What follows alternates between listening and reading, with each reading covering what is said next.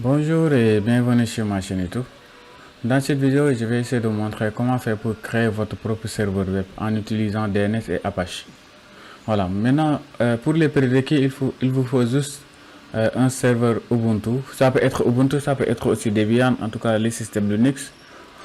Voilà, et juste la connexion. C'est juste ça que vous avez besoin pour réaliser votre serveur web. Voilà, maintenant pour commencer, les bonnes manières, il faut fixer l'adresse IP de votre serveur. Et pour fixer l'adresse IP de ton serveur, tu te rends au niveau de filière. Là, tu vas cliquer sur le bouton paramètre qui est là, puis sur IP adresse manuel. Tu donnes l'adresse que tu souhaites attribuer à ton serveur. Voilà. Maintenant, une fois ceci effectué, moi je ne veux pas le faire parce que je ne veux pas utiliser ce serveur là. C'est juste pour vous montrer, pour vous faire une démonstration. Voilà, maintenant, une fois ceci effectué, on va faire une mise à jour de notre système. Là, je vais faire un petit update comme ça. C'est les bonnes manières, update, pour mettre à jour votre système. Bon, une fois ceci fait, bon, je vais augmenter un peu la taille pour que vous puissiez voir correctement. Voilà, maintenant, une fois ceci effectué, on va installer notre premier serveur DNS. Et ça s'installe avec bin9 apt install bin9. Là vous l'installez, oui. Voilà, maintenant une fois l'installation du serveur DNS effectuée, on va maintenant voir l'adresse IP de notre serveur. Ici on utilise l'adresse 192.168.1.5. Maintenant cette information peut être capitale, donc du coup je vais enregistrer par exemple les informations dont j'aurai à utiliser au niveau du serveur. Donc ici je vais faire un petit touch, par exemple info. Voilà, il est là. Donc ici je vais dire IP server, c'est 192, on a dit 168.1. Disons point 2. Le point 55, c'est ça, si je ne me trompe pas. Je vais vérifier. Voilà, c'est bon. Point 55. Ensuite, domaine. Le domaine qu'on aura à utiliser, ce sera www.outmandevsec. Disons .sn. Voilà, je sauvegarde. Maintenant que j'ai les informations, c'est-à-dire l'adresse IP et du serveur, je peux commencer la configuration. Et pour ça, je vais commencer par modifier l'adresse IP au niveau de nameconf option en faisant juste un gedit ou nano, c'est à vous de voir. Par exemple, gedit etc bind name.option. Voilà. Maintenant, cette adresse-là, qui était 000, vous allez remplacer par votre adresse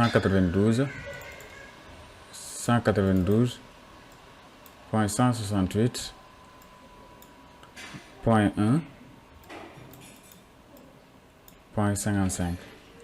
Vous enregistrez. Et là, vous allez enlever cette partie-là. Ça permet de commenter le texte et nous, on ne veut plus commenter la partie forwarding. Là, vous sauvegardez et vous fermez. Voilà. Après, maintenant, on va créer les zones. Il y a deux types de zones. Il y a ce qu'on appelle zone directe et zone inverse. Et pour ça, on va aller au niveau du fichier named.conf tout simplement. Par exemple, on va faire, bon, je vais tester avec nano, comme ça vous allez voir. Nano, bon, ou bien continuer avec gedit, c'est pas grave. etc / bin / named. Voilà. Et après avoir créé bien sûr notre serveur web, on va pouvoir héberger un site. Voilà, un site via Windows avec les accès distants. Tout ça, je vais vous montrer par la suite. Maintenant, voilà la partie named.conf. Maintenant, au niveau de named.conf, je commente, je vais dire zone directe. Maintenant, la zone directe, ça se crée avec zone. Maintenant, le domaine, tout à l'heure, j'avais dit, le domaine qu'on aura à utiliser, c'est outman devsec.sn. Voilà. Maintenant, int. Voilà.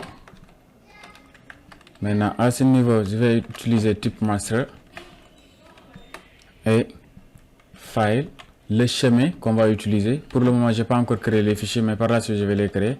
Ce sera au niveau de /etc/bin et le fichier, je vais l'appeler dire comme direct. Voilà, je fais point virgule. Là, je peux copier celui-là pour créer la zone inverse. Je copie. Je vais commenter ça pour dire zone inverse. Et là, je colle le contenu. Maintenant, ici, l'adresse IP qu'on avait tout à l'heure, c'était 192.168.1. Maintenant, on va commencer par point 1, parce qu'une adresse IP est composée de 4 octets. Maintenant, on va prendre juste les 3 premiers octets et on va les inverser. Et je pense que vous m'avez compris. Par exemple, tout à l'heure, l'adresse qu'on avait, c'était 192.168.1. Maintenant, cette adresse-là, c'est ça qu'on va prendre et l'inverser. Donc, ce sera 1.168.92. Et là, voilà, là c'est 1.168, excusez-moi, 168.192. Voilà, maintenant point int addr point arpa. Voilà. Maintenant, le reste, ici, le fichier pour les zones inverses, on va l'appeler inf. Vous sauvegardez, puis vous fermez. Si tout est bien, vous fermez. À présent, on peut vérifier est-ce que, par exemple, la configuration de la zone directe a été bien effectuée. En faisant un named checkconf /etc /bin /named point local. Voilà, c'est bon, il n'a pas généré d'erreur, donc c'est OK. Le fichier db local qui se trouve au niveau de etc bind, on va essayer de le copier pour créer notre, voilà, il est là. On va copier celui-là pour créer notre zone inversée. Et pour ça, on va utiliser la commande cp, je nettoie, cp /etc /bin, n'est-ce pas, /bin /db /bin/db local. Voilà, on va le copier au même endroit, c'est-à-dire au niveau de /etc. Vous vous rappelez du chemin que j'avais proposé pour la zone directe. C'était le fichier, je l'ai nommé dir. Voilà, je valide. À présent, je vais éditer ce fichier-là. Oh. Voilà, maintenant, /etc dir /etc /bin /dir. Voilà. Maintenant, ce fichier-là, on va l'éditer. Au niveau de local, on va changer tous les localhosts par notre domaine. Là, pour notre domaine, c'est outman devsec.sn. Le point là, vous le laissez, vous ne supprimez pas. Aussi ici, localhost, ce sera uth devsec.sn. Voilà. Maintenant ici, à ce niveau, l'adresse là, je vais changer et donner outman devsec.sn. Maintenant, on va dire, bon, pour le reste, je supprime parce que après c'est à moi de remplir. Je vais dire, si on a l'adresse, le domaine outman devsec.sn.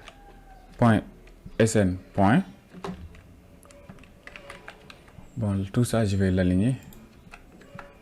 Voilà.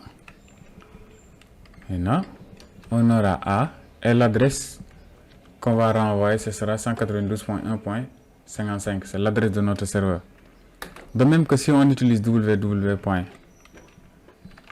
outman devsec.sn point in, ce sera la même adresse qui est 192.168.1.55. Voilà. À présent, on a récupéré les informations dont on a besoin pour créer la zone directe. Donc, je vais juste enregistrer. J'enregistre et je ferme. Voilà. Maintenant, je vais vérifier est-ce que la création de notre domaine a été bien effectuée. Et pour ça, je vais faire juste un name check zone. Named check zone. Voilà, le domaine c'est outman devsec.sn et il se trouve au niveau de /etc/bin/dir.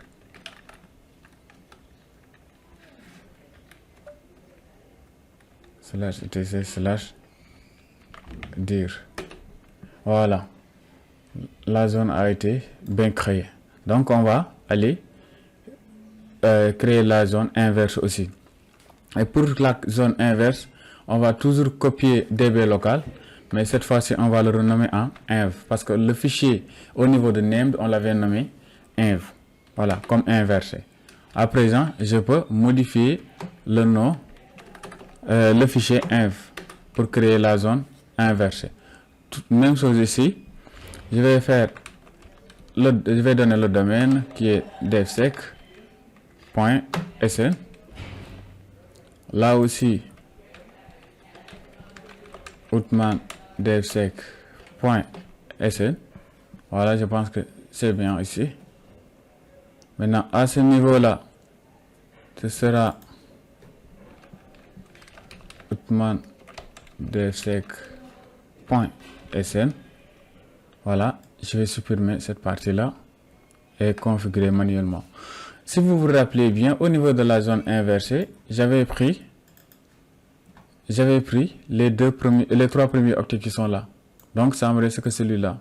Maintenant, celui-là, c'est ça que je vais prendre pour configurer la zone inversée. Et pour ça, c'est 55, si je ne me trompe pas. Donc, 55. Maintenant, int ptr. Maintenant, l'adresse. Comme adresse, le domaine c'est outman, n'est-ce pas, devsec.sn. Voilà. Et aussi pour 51. Comme adresse pour le www, on va faire la même chose. ptr. Voilà, www.outman-devsec.sn. Voilà. Et pour ça, c'était juste ça à faire à ce niveau-là. J'enregistre, je ferme, je nettoie le bord. Et là, je vais vérifier est-ce qu'il a été bien créé. Avec named check zone 192.100 non, c'est inversé, donc c'est 1.168.192. Voilà, point int arp addr, excusez-moi, addr.arpa au niveau de /etc/bin/inv. Voilà, la zone a été bien. Voilà, maintenant qu'on a installé DNS et on a configuré nos deux zones et testé, on va pouvoir redémarrer notre système, notre DNS, notre serveur DNS en faisant juste un CTL, par exemple restart bin9,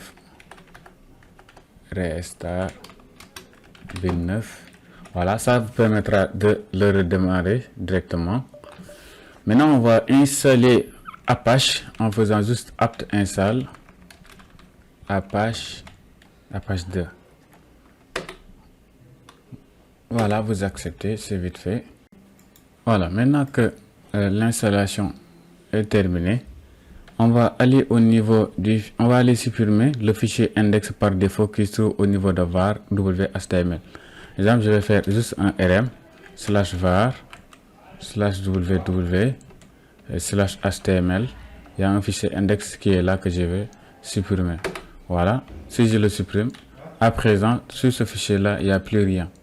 Je peux faire un ls pour vérifier le contenu de voilà. Pour le moment, il n'y a rien.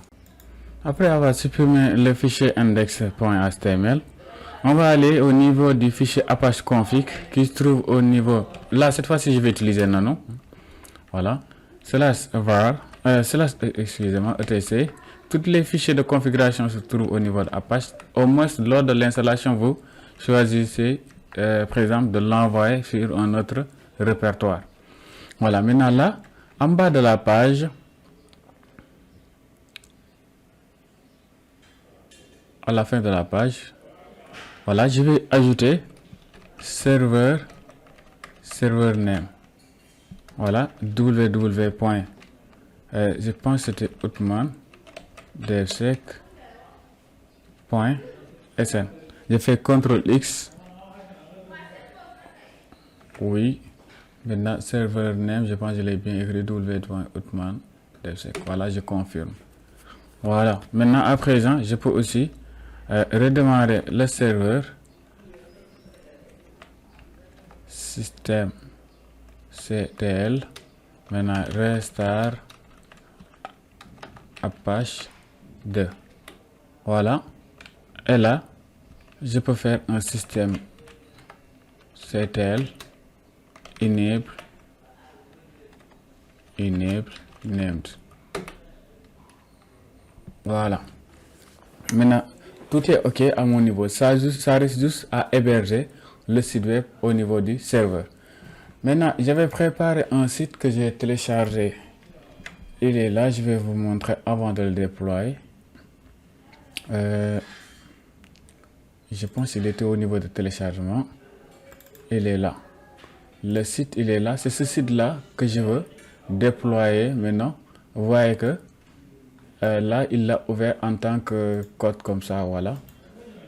Code qu'on a programmé en local. Maintenant, cette partie, c'est ce fichier-là que je vais héberger dans notre site.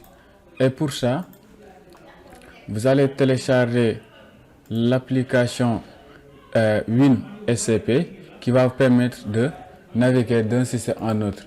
Maintenant, il utilise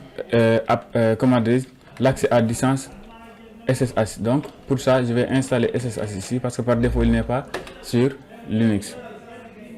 Voilà, je fais oui.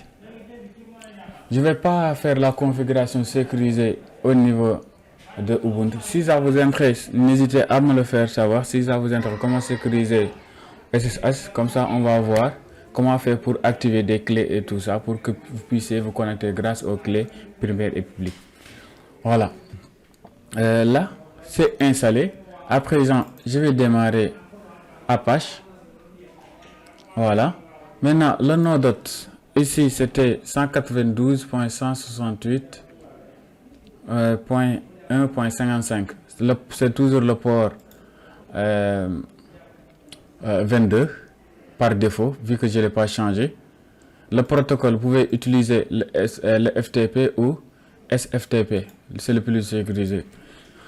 Maintenant, le nom d'utilisateur, moi je ne sais pas, je vais aller chercher.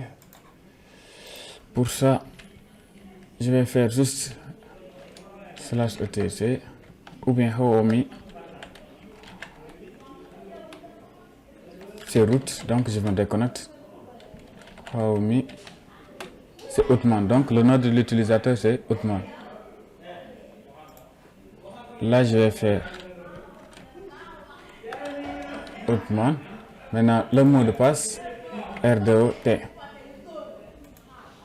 Voilà. Maintenant, on va accepter.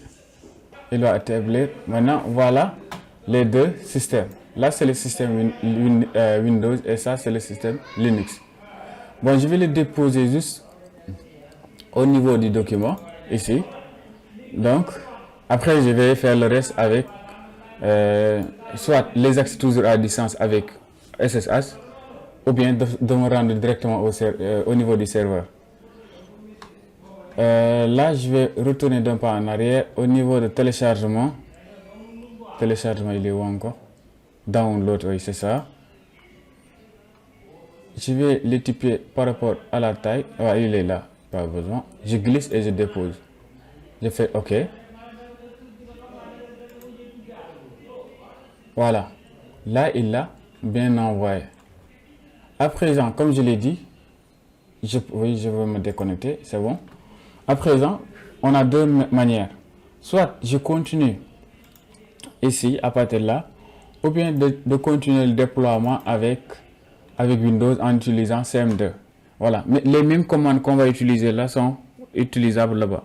Je vais utiliser le serveur SSH vu que c'est déjà installé, donc je vais faire SSH. Le nom de l'utilisateur tout à l'heure, je l'avais, Outman, arobase 192.168.1.55. Le port, pas besoin de le préciser. Là, je vais faire yes. Je donne le mot de passe.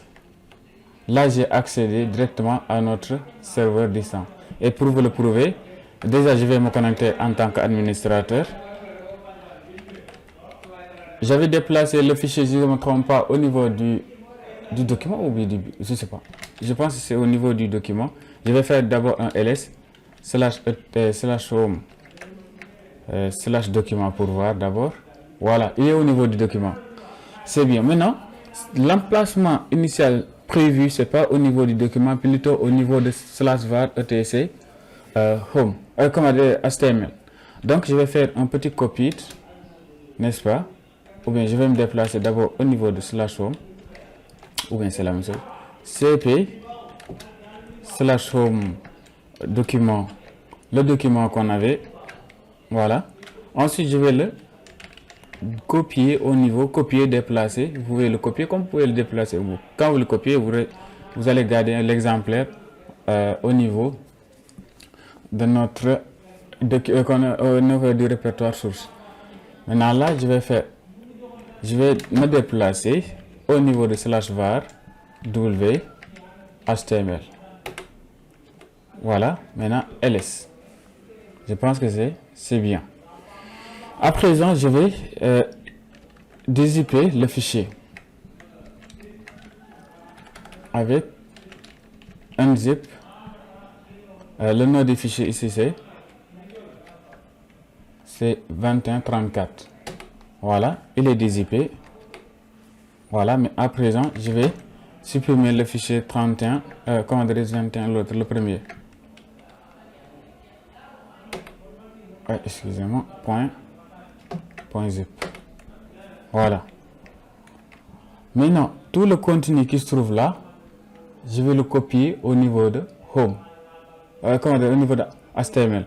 Donc, je vais faire cp 21-r, n'oubliez pas le -r, -r, maintenant étoile, pour dire tout le contenu, et on va le copier cette fois-ci juste au niveau de var w html. Voilà. -r, oui, j'ai mis juste -r, voilà. Maintenant, si je fais un ls, voilà, tout le fichier, tout le contenu est là. À présent, je peux supprimer le fichier 21. J'ai fait copier. Oh, d'accord. Donc, c'est -r 21 pour supprimer le contenu. Parce qu'il y avait du contenu, j'ai copié, j'ai pas déplacé. Un fichier vide, un répertoire vide, c'est déjà un répertoire. Donc, peu importe le répertoire, même s'il est vide, on doit le supprimer avec rmdir au lieu de rm. Rm, c'est juste pour supprimer les fichiers. Je ne vais pas faire un cours sur Linux. Voilà. À présent, le déploiement est terminé. Je vais tester. Notre serveur, il avait comme adresse 192.168.1.55. Voilà. Le site est accessible directement via l'URL c'est comme si on l'a hébergé en quelque sorte sur un serveur distant qui est notre serveur qui est là. En même temps aussi, je pourrais accéder au site directement au niveau de Ubuntu avec le navigateur aussi. Voilà, exemple là, je vais faire 192.168.1.55. Voilà, le site est accessible directement avec le lien du site. Voilà, maintenant vous pouvez aussi accéder directement à cette page-là via votre smartphone, que ce soit une tablette, un téléphone, voilà, peu importe le gadget que vous aurez à utiliser, vous pouvez directement accéder à ce service-là. Voilà. Merci, c'est la fin de cette vidéo-là. Si la vidéo vous a plu, n'hésitez pas à liker, à s'abonner et à partager. Merci les gars.